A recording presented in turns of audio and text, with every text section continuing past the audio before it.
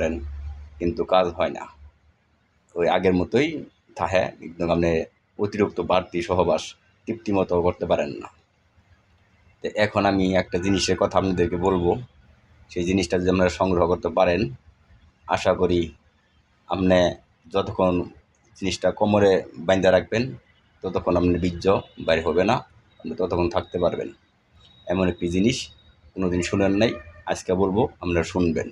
শুনে যদি কোনো ভাই সংগ্রহ করে ব্যবহার করতে পারবেন, তাহলে বুঝতে পারবেন আমি যে কথাটা বলেছি একদম সত্য, অরিজিনাল কথা বলেছি।